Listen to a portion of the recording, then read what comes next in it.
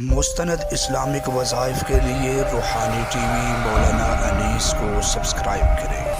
روحانی T V مولانا انیس۔ السلام علیکم ورحمۃ اللہ وبرکاتہ۔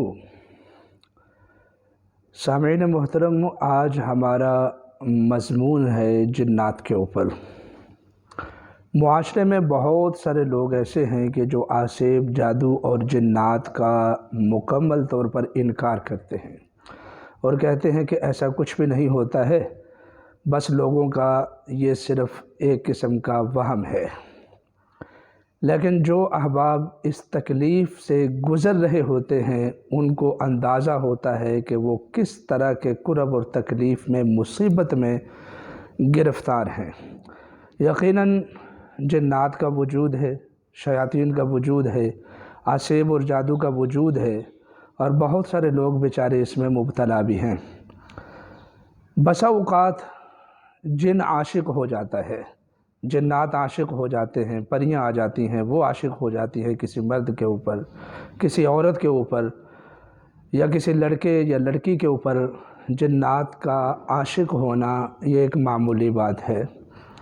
اس وجہ سے بھی جنات مسلط ہو جاتے ہیں، اور بسا اوقات جادو کی وجہ سے، تعویذات اور کالے علم کی وجہ سے بھی جنات آ جاتے ہیں جو کہ انسان کو بے حد پریشان کرتے ہیں۔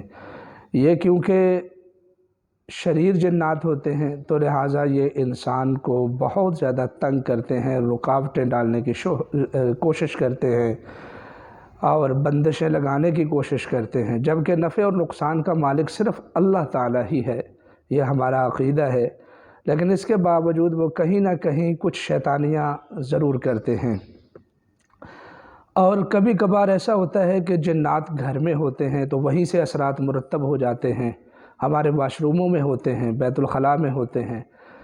الغرض جیسے کیسے بھی اگر جنات کا مسئلہ ہو تو یہ قرآن پاک کی آیت ہے، اس کے ساتھ جنات کا علاج ممکن ہے بلکہ یقینی ہے۔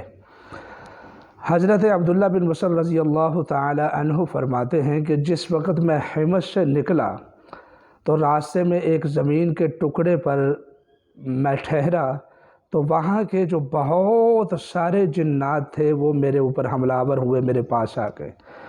تو قرآن پاک کی یہ آیت سورۃ الاعراف کی، اعوذ باللہ من الشیطان الرجیم، بسم اللہ الرحمن الرحیم، ان ربکم اللہ الذی خلق السماوات والارض فی 6 ایام ثم استوى علی العرش یغشی اللیل النہار یطلبہ حثیثا والشمس والقمر والنجوم مسخرات بامرہ الا لہ الخلق والامر تبارک اللہ رب العالمین، صدق اللہ العظیم۔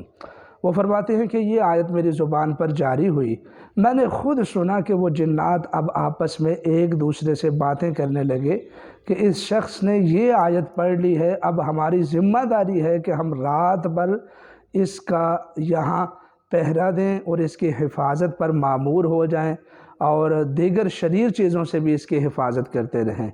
یعنی اللہ تعالیٰ نے اس آیت میں یہ تاثیر رکھی ہے کہ جنات فوری طور پر اپنے حملوں سے رک جاتے ہیں۔ تو آپ اس آیت کا معمول بنائیں، اس کو روزانہ 21 مرتبہ پڑھے وہ بندہ کہ جس کو جنات کا مسئلہ ہے، انشاءاللہ وہ مکمل طور پر ختم ہو جائے گا۔